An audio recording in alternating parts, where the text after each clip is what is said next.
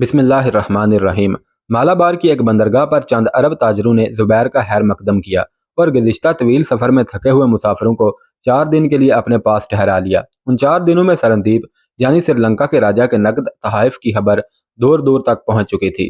रुखसत के दिन खाकमे शहर बंदरगाह पर जुबैर और दलीप सिंह से मिला और उसने उन्हें रास्ते में बहरी डाकुओं के हमले के खतरे के पेश नज़र होशियार रहने की ताकीद की। दलीप सिंह ने जवाब दिया, आप फिक्र ना करें, हमारे जहाज पूरी तरह मुसल्लह हैं।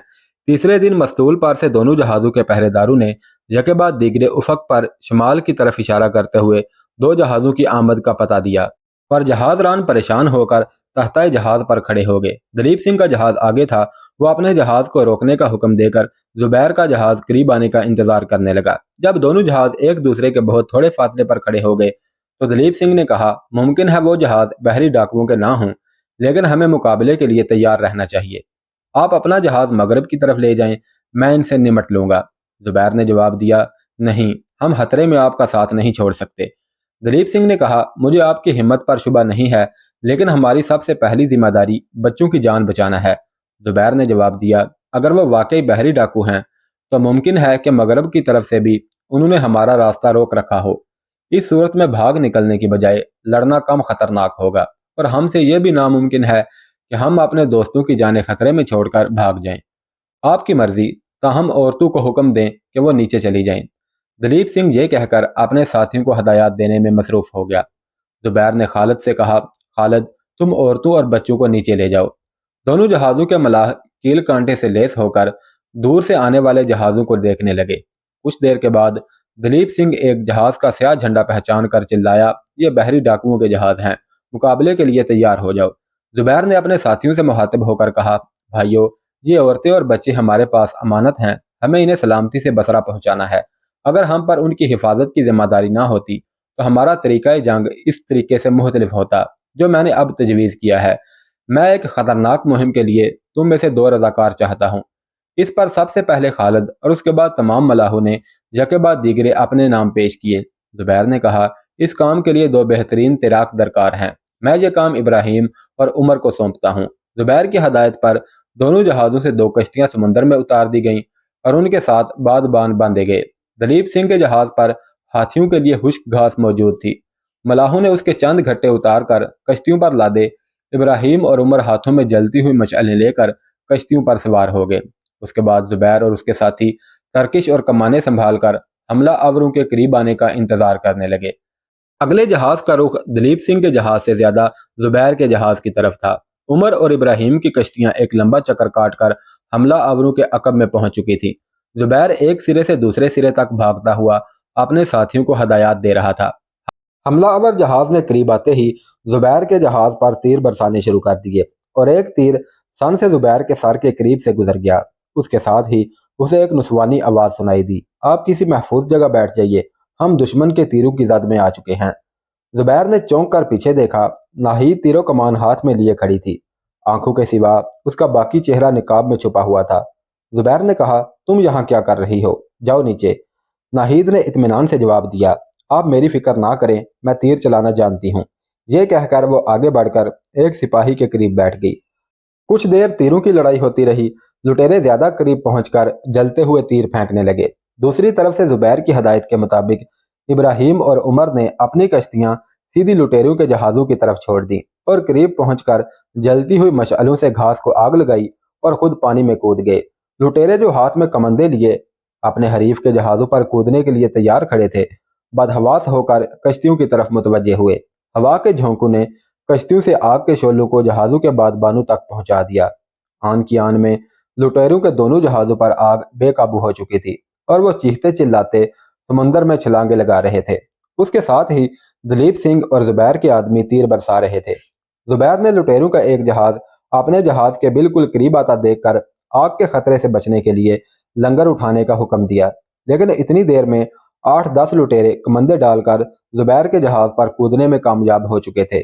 जुबैर के साथियों ने उन्हें आड़े हाथों ले लिया। लुटेरों के जहाज से एक तीर आया और जुबैर के बाएं बाजू में पेवस्त हो गया। उसके साथ ही नाहीद की कमान से एक तीर निकला और एक लुटेरे के सीने में पेवस्त हो गया। जुबैर ने मरहबा कहा। नाहीद ने मुड़कर उसकी तरफ देखा। जुबैर कमान फेंक कर बाजू से तीर निकालने की कोशिश कर रहा था। नाहिद ने जल्दी से कमान नीचे रखकर एक हाथ से जुबैर का बाजू पकड़ा और दूसरे हाथ से तीर खींचकर निकाल दिया। तीर के निकलते ही जुबैर के बाजू से खून की धार बंध गई। नाहिद ने उसकी कमीज की आस्तीन ऊपर चढ़ाई और झट से अपने चेहरे का निकाब उतारकर जख्म पर बांध दिया। जुबैर का जहाज कमंदों की इज़्ज़त से निकल चुका था और जलते हुए जहाज के रहे से मलाह मायूस होकर पानी में छलांगे लगा रहे थे। जुबैर ने दोबारा कमान उठाते हुए कहा, नाहिद अब तुम औरतों के पास जाओ और उन्हें तसल्ली दो कि हम खुदा के फजलो करम से फतह हासिल कर चुके हैं। नाहिद ने चलते चलते रुक कर पूछा, आपको तकलीफ तो नहीं? नहीं, यह बहुत मामूली जख्म है, तुम मेरी फिक्र ना करो। ये कहते हुए एक लम्हा के लिए जुबैर की निगाहें गैर इरादी तौर पर नाहिद के चेहरे पर गड़ गई। सिपाहियाना वकार उसके हद्दोहाल की दिलकशी में इजाफा कर रहा था। नाहिद ने अचानक महसूस किया कि वो बेनकाब है और वो तेजी से कदम उठाती हुई नीचे उतरकर औरतों के पास चली गई। जलते हुए जहाज से चंद आदमी उतरकर एक कश्ती पर सवार हुए और एक आदमी जो डाकुओं का सरदार मालूम होता था सफेद झंडा लहराने लगा। बैर ने तीरंदाजों को हाथ के इशारे से मना किया। उमर और इब्राहिम अपना काम करके जहाज के करीब पहुंच चुके थे। जुबैर ने अपने जहाज को खतरे से महफूज पाकर लंगर डालने और रस्सियों की सीढ़ी नीचे फेंकने का हुक्म दिया। उमर और इब्राहिम जहाज पर चढ़ आए। खालिद ने जुबैर को दलीप सिंह के साथियों की तरफ मुतवज्जे किया, जो अभी तक समंदर में गोते खाने वाले दुश्मनों पर तीरों की मशक कर रहे थे। जुबैर ने उन्हें भी हाथ के इशारे से मना किया और लुटेरे कदरे मुतमईन होकर सीढ़ी के जरिए जहाज पर चढ़ने लगे। सबसे आखिर में लुटेरों के सरदार की कश्ती दोनों जहाजों के दरमियान आकर रुकी। एक कवि हैकल और मोमर आदमी, जिसकी दाढ़ी के आधे बाल सफेद हो चुके थे, जख्मी शेर की तरह जहाज रानों की तरफ देख रहा था। उस कश्ती में जुबैर की नज़र एक नौजवान और एक लड़की पर पड़ी। दोनों शक्लो सूरत और लिबास के एतबार से लुटेरों से बहुत मुख्तलिफ थे। जुबैर ने कवि हैकल और बारोब आदमी को डाकुओं का सरदार समझकर उसकी तरफ इशारा किया और मलाह कश्ती को धकेलते हुए जहाज के करीब ले आए और यके बाद दीगरे रस्सी की सीढ़ी पर चढ़ते हुए ऊपर आ गए। लड़की के चेहरे से अलालत और तकलीफ के आसार नुमाया थे। खुशवज़ा और खुशपोश नौजवान उसका बाजू पकड़कर सहारा दे रहा था और वह संभल संभल कर सीढ़ी पर पाँव रख रही थी। जहाज पर पहुंचकर नौजवान ने एक अजनबी जुबान में कुछ कहा और लुटेरों की तरफ घूरने लगा। जुबैर ने उसकी जुबान पूरी तरह ना समझते हुए भी महसूस किया कि वह लुटेरों के मजालिम की शिकायत और उसका शुक्रिया अदा कर रहा है। जुबैर ने अपनी इस्तात के मुताबिक सिंध और सरंदीप की मिली जुली जुबान में उसे तसल्ली दी। नौजवान और लड़की उसके दोस्ताना लहजे से मुतासर होकर तशक्कुर अमेज निगाहों से उसकी तरफ देखने लगे। लड़की ने कुछ कहना चाहा, लेकिन उसकी सहमी हुई आवाज़ गले में अटक कर रह गई। वो आंखों में आंसू भरकर जुबैर की तरफ देखने लगी। उसकी उम्र 14-15 साल के लगभग मालूम होती थी। खूबसूरत चेहरा दोपहर के फूल की तरह मुरझाया हुआ था। जुबैर ने एक बार फिर उन दोनों को तसल्ली दी। सबसे आखिर में डाकुओं का सरदार जहाज पर पहुंचा। उसकी आंखों में निदामत के आंसुओं की बजाय इंतकाम की बिजलियां थीं। थोड़ी देर में दलीप सिंह अपने जहाज से उतरकर कश्ती के जरिए जुबैर के जहाज पर पहुंच गया। उसने आते ही डाकुओं के सरदार को मारने के लिए चाबुक उठाया, लेकिन जुबैर ने आगे बढ़कर उसका बाजू पकड़ लिया। दलीप सिंह ने जुबैर की कमीज की आस्तीन को खून आलूद देखकर पूछा, आप जख्मी हैं? जुबैर ने बेपरवाही से जवाब दिया, यह मामूली जख्म है। खुशपोश नौजवान ने कुछ कहकर दलीप सिंह को अपनी तरफ मुतवज्जे किया और दोनों एक दूसरे से बातें करने लगे। उसके बाद दलीप सिंह ने डाकुओं के सरदार से चंद बातें करने के बाद अरबी जुबान में जुबैर के साथियों से कहा, कश्ती में एक संदूक पड़ा है, उसे ऊपर ले आओ। मलाहों ने संदल की लकड़ी के छोटे से संदूक को रस्सी के साथ बांधकर ऊपर खींच लिया। दलीप सिंह ने ढकना ऊपर उठाया और तमाम मलाह हैरान होकर सोने मोतियों और जवाहरात से भरे हुए संदूक को देखने लगे।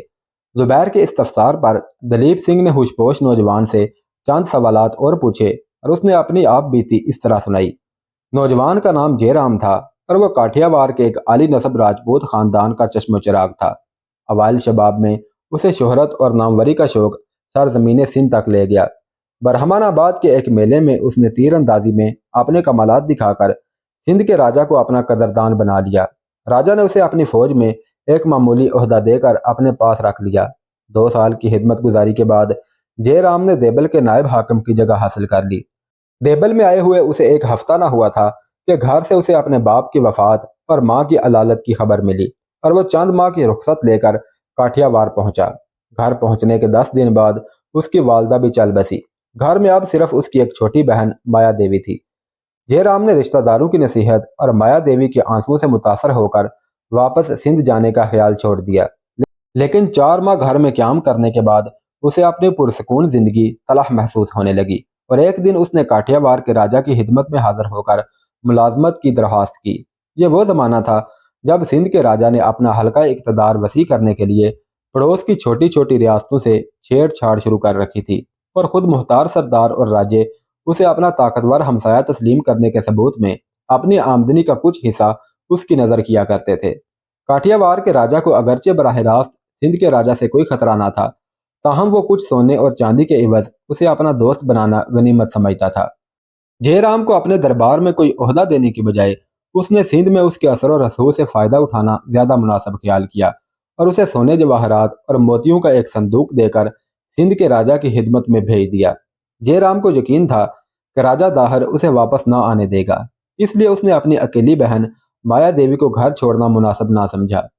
مایا دیوی بھی اس کے ساتھ جانے پر بضد تھی، اس لیے یہ دونوں اپنا گھر بار چچا زاد بھائی کے سپرد کر کے سندھ کی طرف روانہ ہو گئے، لیکن کاٹیا وار اور سندھ کے درمیان ان کے جہاز کو بحری ڈاکوؤں سے مقابلہ کرنا پڑا۔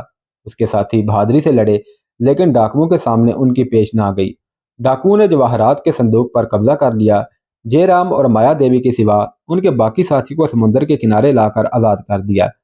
ڈاکوؤں کا سردار یہ سمجھا تھا کہ جے رام اور مایا دیوی راجا کاٹیا وار کے عزیز ہیں، اور وہ ان کی جان بچانے کے لیے ایک معقول رقم ادا کرنے پر آمادہ ہو جائے گا، اس لیے وہ کاٹیا وار کے ساحل کے غیر آباد حصے پر لنگر انداز ہو کر راجا سے یہ سودا کرنا چاہتا تھا۔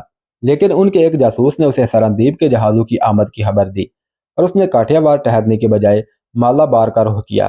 زبیر نے یہ قصہ سن کر پھر ایک بار جے رام اور اس کی بہن کو تسلی دی اور کہا، یہ لٹیرے جیسے ہمارے مجرم ہیں ویسے ہی آپ کے مجرم ہیں۔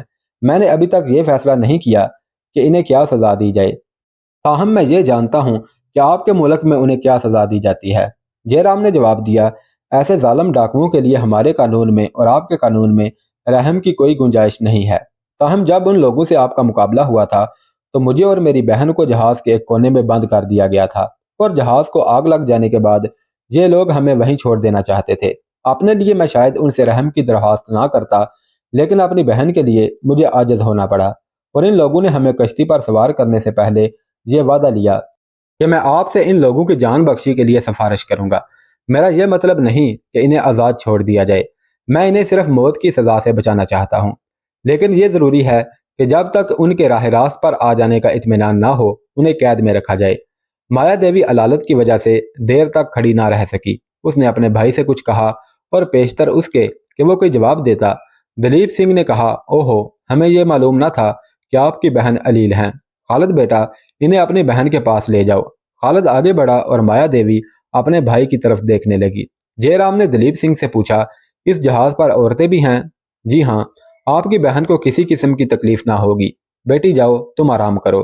جہازوں کی دوبارہ روانگی سے پہلے لٹیروں کے سردار کے سوا باقی تمام قیدیوں کو دلیپ سنگھ کے جہاز میں منتقل کر دیا گیا۔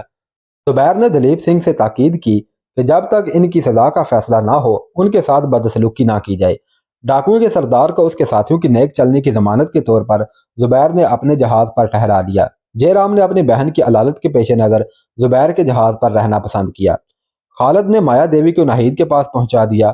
ناہید نے اسے ایک بستر پر لٹا دیا اور عرب عورتیں اس کے گرد جمع ہو گئی۔ پہلی ملاقات میں میزبانوں اور مہمانوں کے درمیان فقط اشاروں سے ہمدردی اور تشکر کے جذبات کی ترجمانی ہوئی۔ دلیپ سنگھ نے اپنے جہاز پر جانے سے پہلے جے رام سے کہا، آپ کو شاید کھانے کی تکلیف ہو، میں ایک مدت سے مسلمانوں کے ساتھ رہ کر چھوت چھات کا قائل نہیں رہا، ہم سب ایک ہی دسترخوان پر کھا لیتے ہیں۔ میرے ساتھ جتنے آدمی ہیں ان میں سے کوئی ایک بھی ایسا نہیں جو مسلمانوں کے ساتھ کھانا نہ کھا چکا ہو، تاہم میرا ایک آدمی جسے میں اس جہاز پر چھوڑ رہا ہوں آپ دونوں کے لیے کھانا تیار کرے گا، اور آپ کے میزبان آپ کی مرضی کے بغیر آپ کو اپنے دسترخوان پر بیٹھنے کے لیے مجبور نہیں کریں گے۔ دلیپ سنگھ نے چند باتیں زبیر کو سمجھائیں اور اتر کر اپنے جہاز پر چلا گیا۔ اس کے پہنچنے سے پہلے اس کے ساتھی اپنے کند استروں سے 5 سفید ریش لٹیروں کے سر اور داڑیاں، مونچھیں اور بھویں موڑ چکے تھے۔ ایک ڈاکو جو شکل و صورت سے زیادہ معمر معلوم ہوتا تھا، اس کی صرف آدھی داڑھی، ایک مونچھ اور آدھا سر صاف کرنے پر اکتفا کیا گیا تھا۔ ناہید اور دوسری عرب عورتوں نے دل و جان سے مایا دیوی کی تیمارداری کی۔